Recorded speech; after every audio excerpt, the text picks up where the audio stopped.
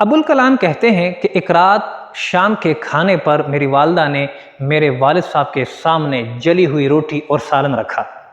میں اپنے والد صاحب کے غصے کا اور تلخ رد عمل کے اظہار کا انتظار کرتا رہا کہ کب میرے والد صاحب اس بات پر غصہ کریں گے، لیکن میرے والد صاحب اطمینان سے اپنا کھانا تناول فرما رہے تھے۔ تھوڑی دیر بعد میرے والد صاحب نے انتہائی پرسکون انداز میں مجھ سے پوچھا کہ بیٹا بتاؤ آج اسکول میں تمہارا دن کیسا گزرا؟ میں نے والد صاحب سے کہا کہ ابو جی میرا آج کا اسکول کا دن بہت ہی اچھا گزرا۔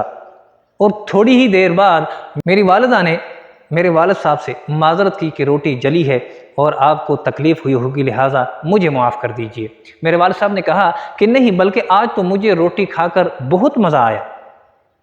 تھوڑی دیر بعد میں اپنے والد صاحب کے ساتھ ان کے کمرے تک شب بخیر کہنے کے لیے جب گیا، میرے والد صاحب سے میں نے پوچھا کہ ابو جی بتائیں تو صحیح کہ کیا واقعی آپ کو یہ کھانا کھا کے بہت مزہ آیا؟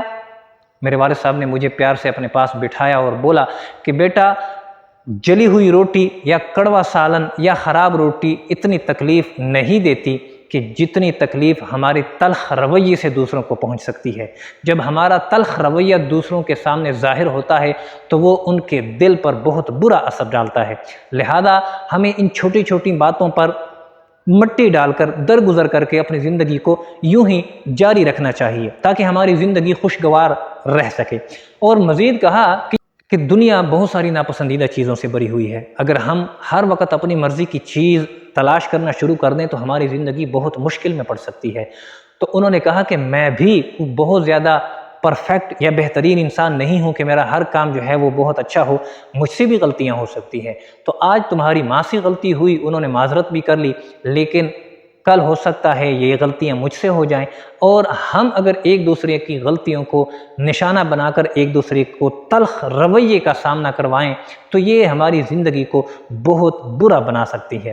یہ بات ہماری زندگی کو مزید کڑواہٹ میں تبدیل کر سکتی ہے۔ اس لیے ہمیں ان چھوٹی چھوٹی باتوں کو نظر انداز کر کے اپنی زندگی کو ایسے ہی خوشحال طریقے سے جاری رکھنا چاہیے۔ اگر ہم ان چھوٹی چھوٹی چیزوں میں پھنس جائیں تو ہماری زندگی ایک بہت بڑی مصیبت کا سامنا کر سکتی ہے، ہماری زندگی میں ایک بہت بڑی مصیبت آ سکتی ہے۔ لہذا زندگی کے دو پہیوں کو مسلسل جاری رکھنے کے لیے ضروری ہے کہ ہم ان چیزوں کو نظر انداز کریں۔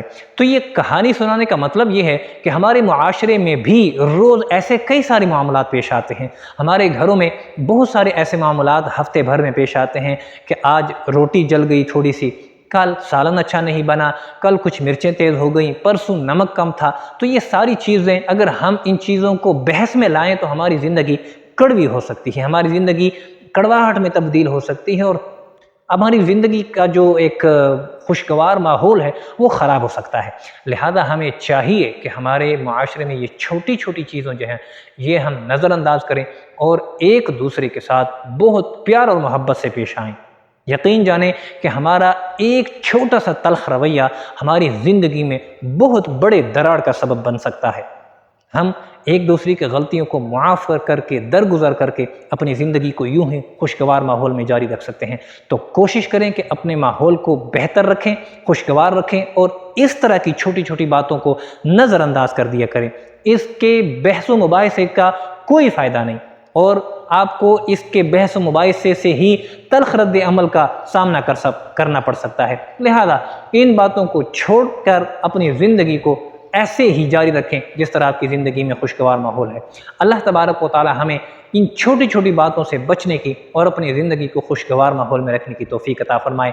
جب ہم ایک دوسرے کی غلطیوں کو معاف کرتے ہیں تو اللہ تبارک و تعالی بھی ہمیں معاف کرتا ہے۔ کیوں کہ اللہ تبارک و تعالی خود بہت زیادہ معاف فرمانے والا ہے، اور جو شخص بھی کسی دوسرے انسان کو معاف کرتا ہے وہ اس کو بھی بہت زیادہ پسند فرماتا ہے۔